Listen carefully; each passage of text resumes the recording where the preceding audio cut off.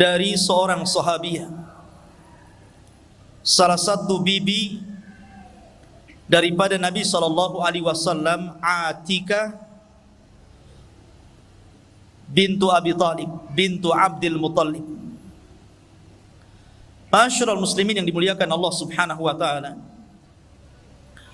kita tahu bahwa disebutkan dalam sebuah riwayat yang sahih tentang kisah mimpinya Atikah radhiyallahu anha.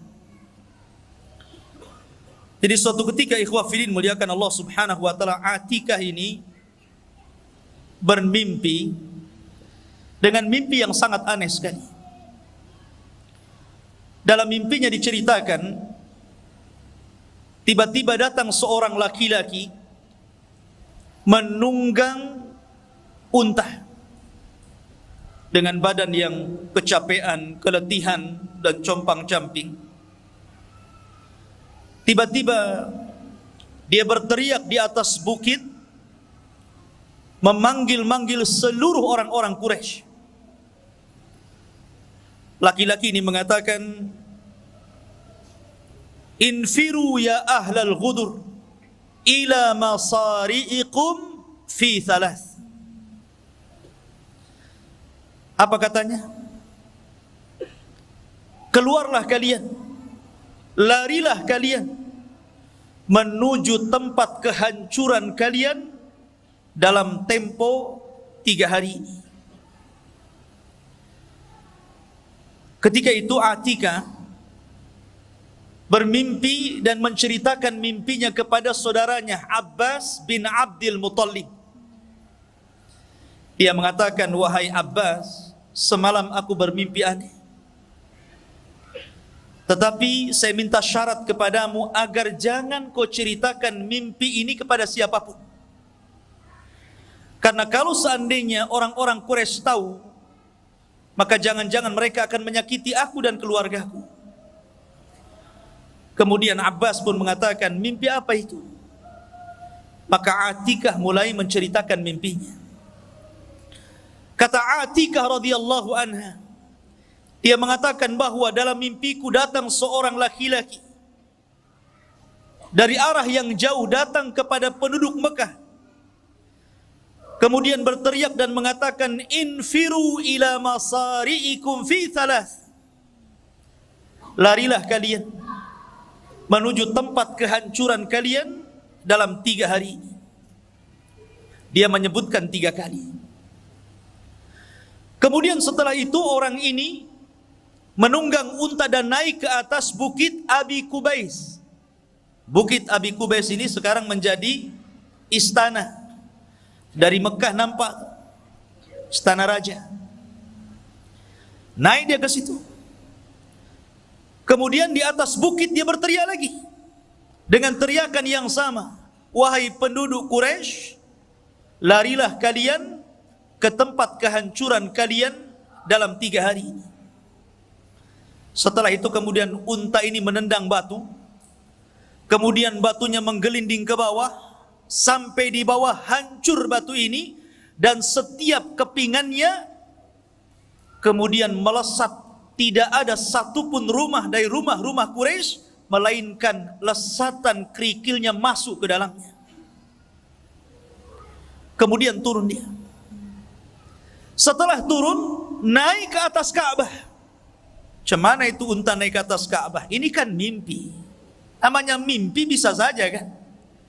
Kalau kenyataan unta kan gak bisa loncat, apalagi Ka'bah tinggi.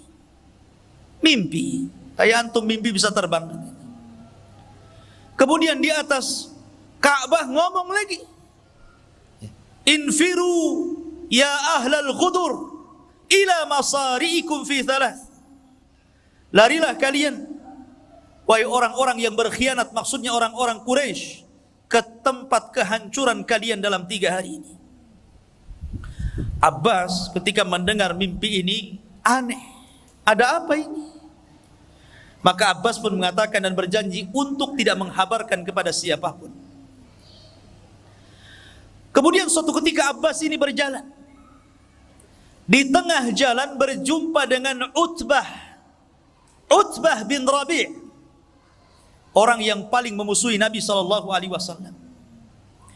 Kemudian dia mengatakan, "Ya Utbah, kemari kamu.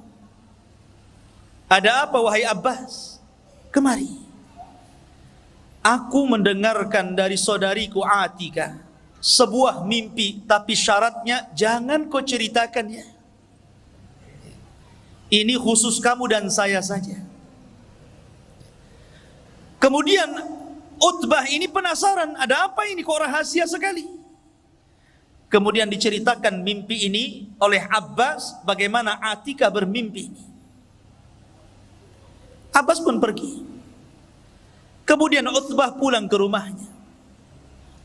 Di rumahnya berjumpa dengan anaknya Walid ibn Utbah ibn Rabi'ah. Dia mengatakan, "Ya Walid, sini. Tadi saya berjumpa dengan Abbas, dia menceritakan mimpi saudarinya, tapi jangan ceritakan kepada siapa-siapa ya." Tuh, lihat. Ya. Akhirnya diceritakan mimpinya itu. Setelah diceritakan, Walid ini keluar. Rupanya berjumpa dengan kawannya yang sedang duduk di Ka'bah. Diceritakan sama, jangan ceritakan kepada siapa-siapa. Akhirnya menyebar. Dari kalimat jangan diceritakan kepada siapa-siapa, justru menyebar. Ini pelajaran, ikhwan.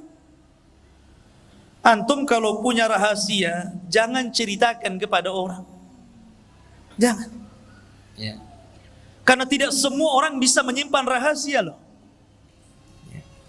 Orang itu susah untuk menjaga amanah, dengar itu susah. Makanya karena orang itu susah menjaga amanah dengar, maka jangan ceritakan dan diperdengarkan rahasia kita kepada orang lain. Karena itu sudah terbukti di masyarakat, jangan ceritakan ya. Iya katanya kan. Tahu-tahu begitu semua estafet. Semua tahu akhirnya. Tentu karena kisah ini mengancam keamanan Quraisy, Abu Jahal, Fir'aunnya umat ini, dia mendengar. Dia marah kepada siapa? Abbas. Maka kemudian ketika Abbas sedang bertawaf, karena di zaman jahiliyah juga ada haji, ada umroh, tetapi haji dan umrohnya tentu berbeda dengan haji yang kita laksanakan secara tata cara syariatnya. Mereka menyembah berhala. Mereka bersiul-siul, bertepuk tangan, bernyanyi-nyanyi. Makanya kalau antum sedang haji, sedang umroh, jangan nyanyi. Lah ikhwah fillah muliakan Allah Subhanahu wa taala. Maka kemudian